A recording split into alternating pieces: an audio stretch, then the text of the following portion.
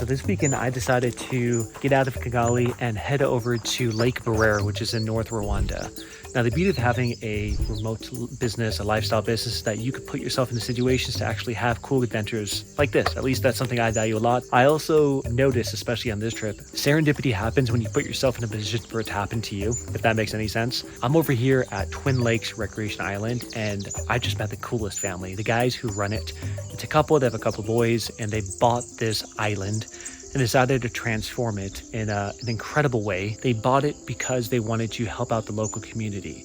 So I started asking about it, and I thought, man, I really got to make an episode about these guys, because what they're doing for me is just incredibly inspirational. They helped transform the entire local community, all from having a vision and a local business over here in Lake Barrera. So I'm gonna go into the economics of how they bought the island, how much they bought it for, how much it cost to buy an island in Rwanda, how they actually helped out the local community here, and all the new things they're doing in this environment here. My name's Neel. I've been traveling for about 10 years across 55 different countries. I currently run a national cleaning franchise with over 30 locations, and I'm trying to grow it across the entire United States, and I'm doing it while traveling the world. And I'm gonna show you the truth about running a business while traveling the world. This is not the glitz and glamour Instagram digital nomad story.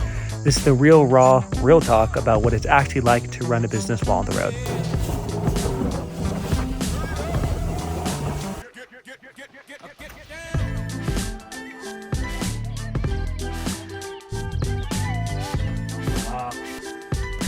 I think this might be the most hidden gem place I've ever been to. The owners are really freaking cool. They bought the island just a couple years ago, so it's relatively new. And the coolest part, I think, is that they're trying to really help the community here. It's incredible. We're going to go on a hike around and visit some of the local villages now.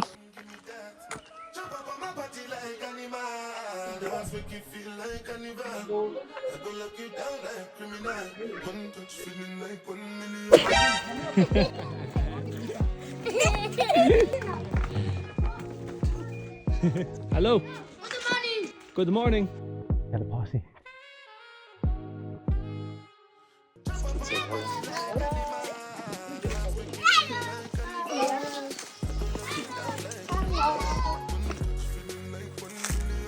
Started to rain.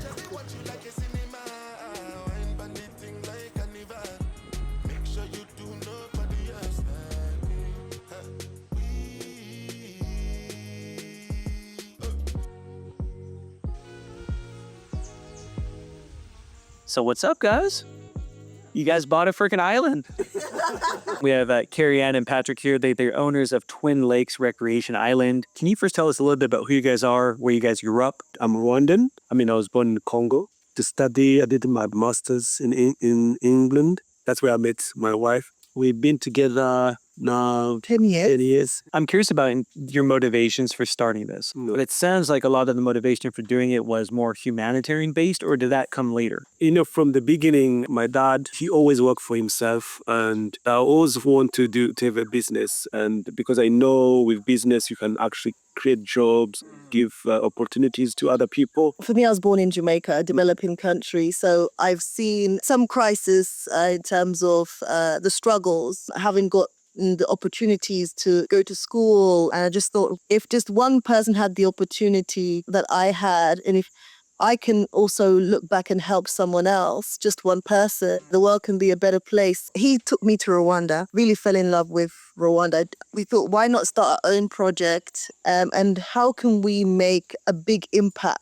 Like, it was a big dream to think, okay, we could acquire like a whole island. Yeah. So we just started off with like a small plot of land, and this requires a lot of money. And we were able to work together as a team and finally acquire like the entire island. And it was actually a guest that said to me, like, you fall into the under 1% of people in the whole world who own an island or a peninsula. Like, wow, it blew me away.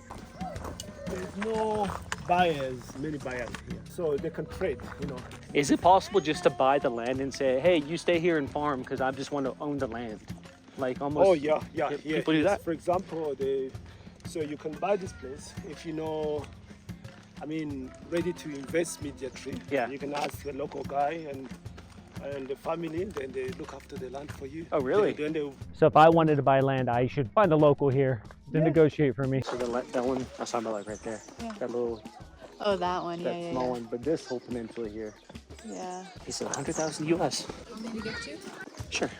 So when you guys got here, what did you figure out kind of on the ground that was very different from what you thought when you were building this whole location? When I went to Ghana, I was working with a particular charity. I won't say the charity. They built a school for the rural village, but that same year, the roof blew off. They had put in a lot of money, but we were not seeing the outcome. How can you build a school that's not weather resistant? You also, I've seen projects that have started and unfinished by big NGOs. So it's like, why did you promise the community this, but you didn't deliver? There has to be progress in what we do, and there has to be what we call true impact on the ground, because these are people's lives. And when they started to see the impact in their own lives, so true impact, they were like, why do you guys have such a good heart? They were starting to question, you know, how their lives were now changing. They were asking us, why do you feel the need to do this? How comes, you know, we've never met people with your type of heart? You know, you felt just kind of taken aback. I went to go take a photo of everyone, and there's a bunch of kids there.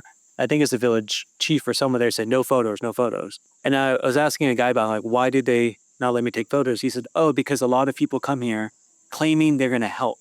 Yes. They take photos of the kids, and then the village never sees a dime of it. Yeah. This charity staff has been there forever. If you create job and you give that, whatever you can see here, we build here, is the local people. We interacted with them every single day. Give them jobs, get the money, and the money they use it in the village and open invite to shop, whatever they want to shop. Improve their livelihood. Exactly. It's not just someone who's coming here and taking advantage of the beauty. You guys are actually incorporating the local community into helping build this place. Exactly. Yeah. Hey, I'm a Korean. Amakuru yanyu, how are you doing? Imeza. I'm a Korean. Amazing, I can say amakuru meza. I'm a Korean meza. Hey, mukomere. Yes, how Imana bahumugisha. God bless you. Ah, yes. Imana bahumugisha. Maricosa. Thank you. She's asking, are you the wife? Yes. Yes. Yeah. We are from the U.S. Yeah, Korea. Bano na abanyamerika. Abanyamanya. Bakesina. Ubatambagize hose. Please show them around. Barebe mu Rwanda. They see Rwanda. You have a beautiful country. The good cheese. Cyiza cyane. Yeah. Turakunda byinshi turakundana cyane. Yeah, we have love. Ngo turakundana cyane. We love each other.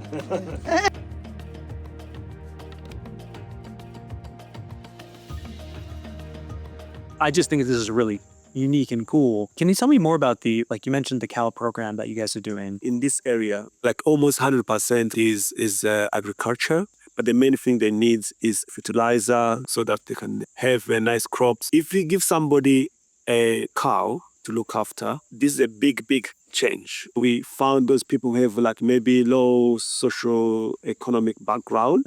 We say the bull, the value is, for example, 200,000 franc. I'll look after this bull. I'll feed and feed. When the bull maybe is 2 years, we're gonna sell it and share. So they get the benefit of the bull. They get manure, but also the more they feed the bull is gonna grow up so fast. When we take it to the market, after 1 year, 2 years, then we're gonna make money and then we're gonna share half. And you could like change your entire family based off of that, right? Yes. See, these are the things you would not know unless you're on the ground. Exactly. Like, who would know that if you give a family one cow, they can have all this impact on it, right? Like, this isn't something you could just dream up in like a thesis and master's program. Yeah, I think it's incredible. Farm life? Yes, farm life. Here with the owner, Patrick? Yes. What are we farming here? I think it's gonna be pumpkin. Beautiful. And we got our own personal photographer over here. Be a doghouse. That's a great view. Got it? Let's see this. Feature photographer. Making his new career. Good technique. See, she's the farmer. I'd rather be the delegator.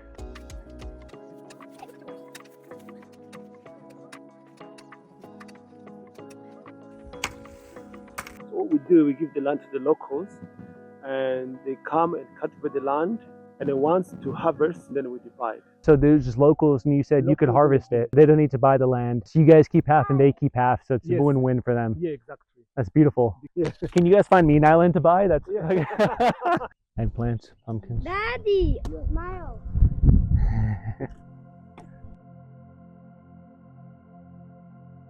You guys came here with a vision of helping out the local community.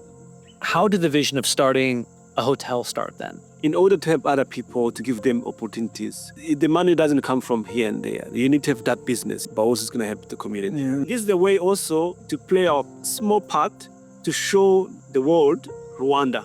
If you ask me, the best job ever is hospitality, because you meet different people. It's very inspiring, I think, and we love it and we enjoy it. We seem to be inspiring people to take a different direction. Generally, people keep in contact with us. And even we have people who want to return and learn more. Can you explain, is this a better quality of life for you than it was in the UK? Yeah, for me it is, because it was like a hustle and bustle for me. I was always running, always stressed, It wasn't settled in my mind. I just felt stuck. And then being here, I feel like I found purpose, even though it's challenging. Don't get me wrong. Over time, it all works itself out, because you're now walking in purpose. The more we would achieve, and we would just keep going and pushing ourselves, and we can do this, and we were getting recognition from local government. There's some times where we feel like, oh my goodness, this is a lot. But as we're achieving and as things are aligning, we're like, no, let's not give up. Let's keep going. What you guys are doing here is so inspirational. I think just looking at the impact on the local village, it's just so incredibly cool what you can do on the ground. So thank you for your time today.